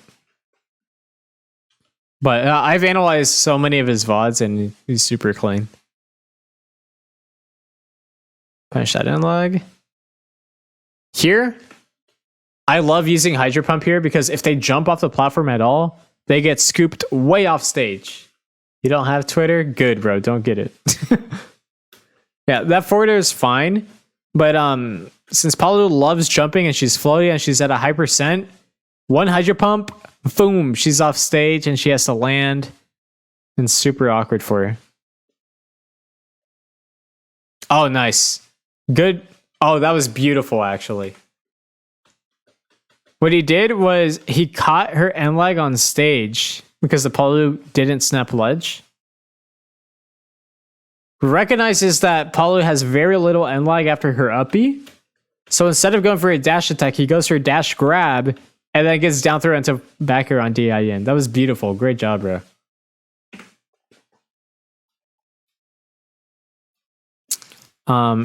Advantage state, Hydro Pump uses edge guarding and grab usage.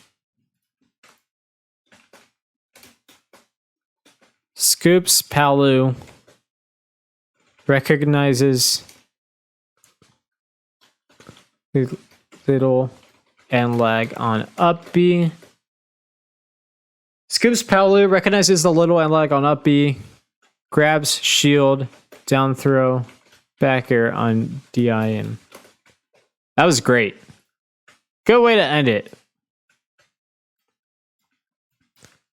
All right.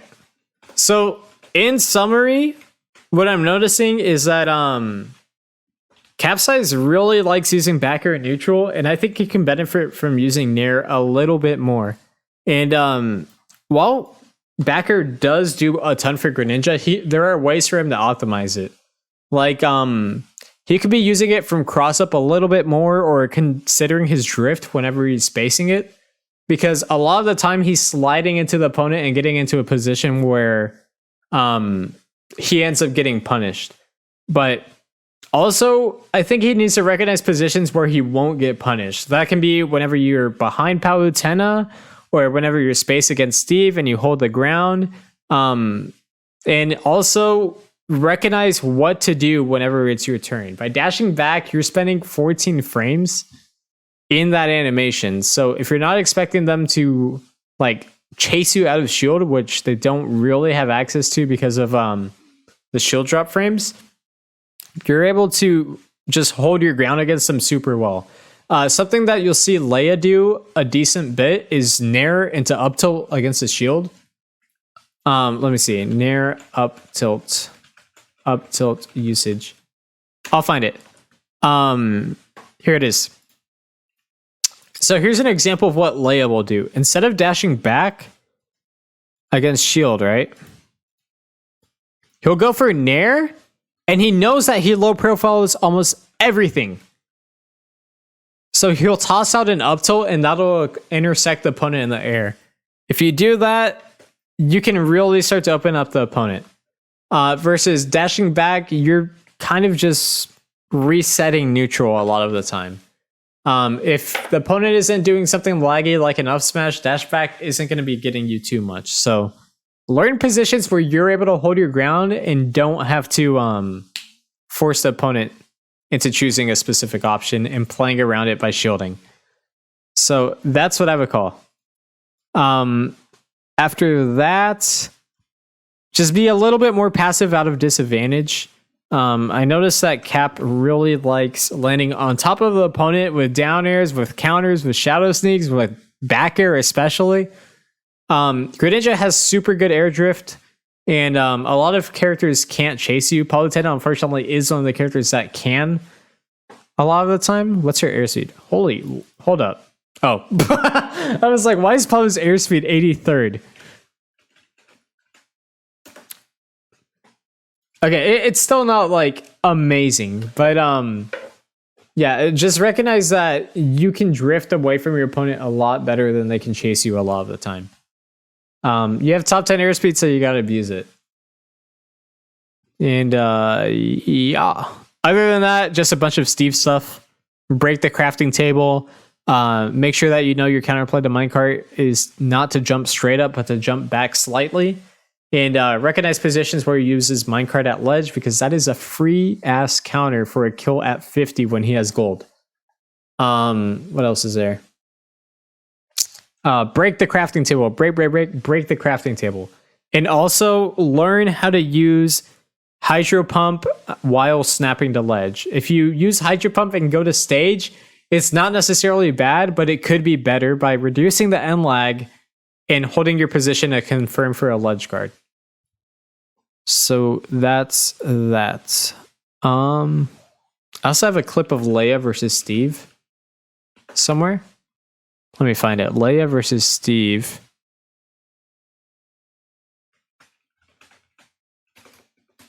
Where he counters the golden minecart to kind of showcase the interaction. It was a minecart in neutral, but yeah, here it is. Steve uses a minecart. You can react to that. The gold minecart has a hitbox for a lot longer. That's a free counter into an up air.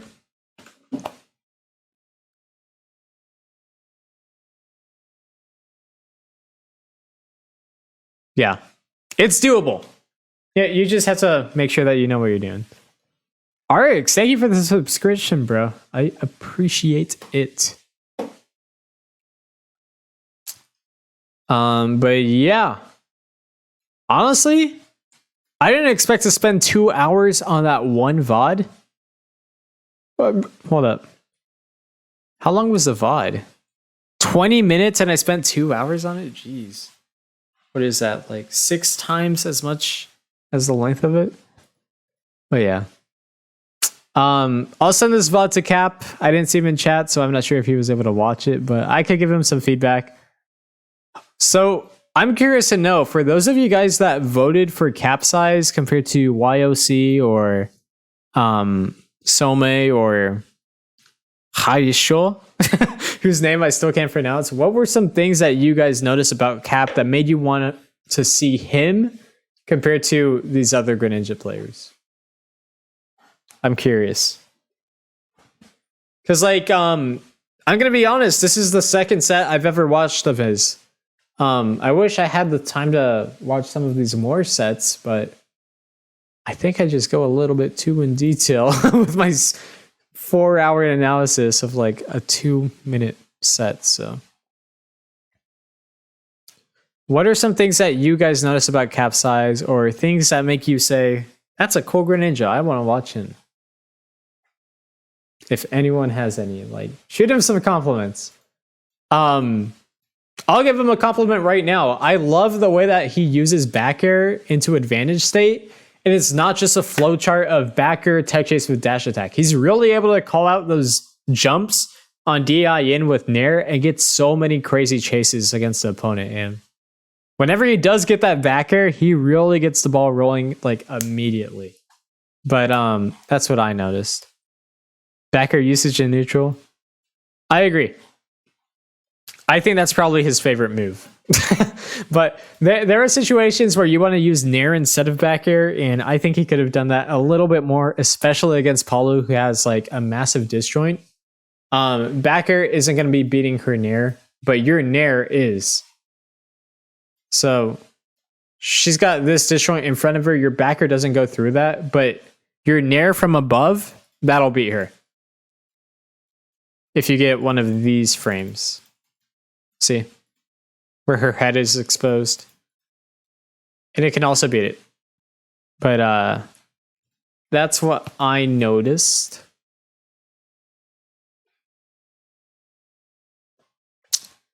-2 on shield. Oh, explosive flame. I was like, what aerial does she have that's -2 on shield? Back air. Downer is -7. That's decently safe.